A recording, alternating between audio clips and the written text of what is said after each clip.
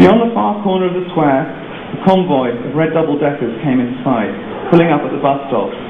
But very few passengers could be seen getting on or off at that time in the morning. The rush hour was yet to come.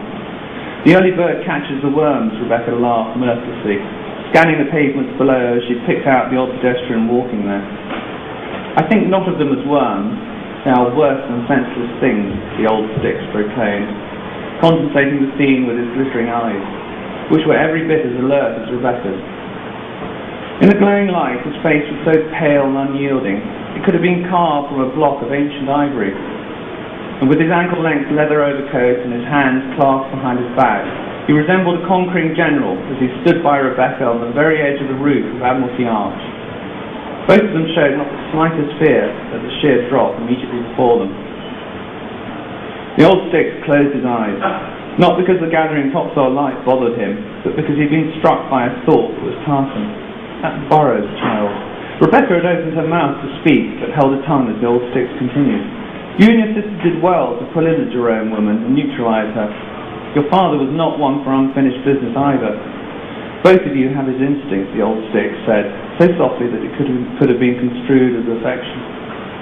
He released his hands from behind his back, swinging them in front of him and clapping them together. Rebecca took a cue from the gesture. Yes, she said, we should get underway. Her long black coat billowed open in the breeze as she half turned to the troop of Styx waiting quietly behind her. Let me see one, she ordered, as she left the roof edge and strode imperiously towards the rank of shadowy men.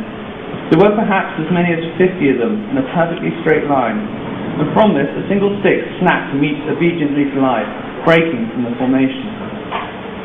He knelt down to slip his gloved hand under the lid of one of a pair of large wicker baskets, which he and every one of the Styx on the rooftop had by their feet.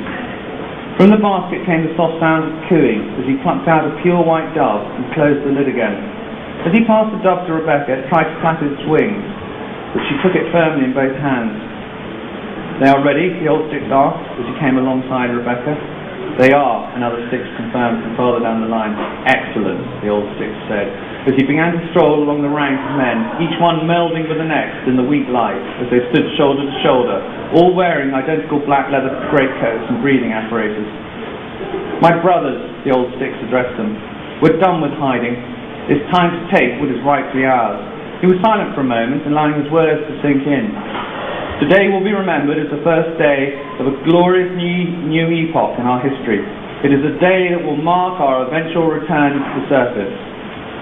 So, my comrades, the next time we find ourselves here, our cargo will indeed be deadly.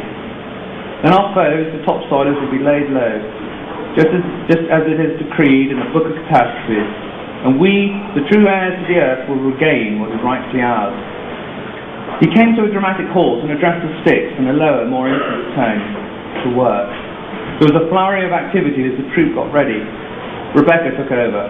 On my mark, 3, 2, 1, go, she commanded, pitching her dove high into the air. The Styx immediately heaved over the baskets by their feet, and the birds took to the wing, a white swarm flapping from between the amassed men and lifting from the rooftop.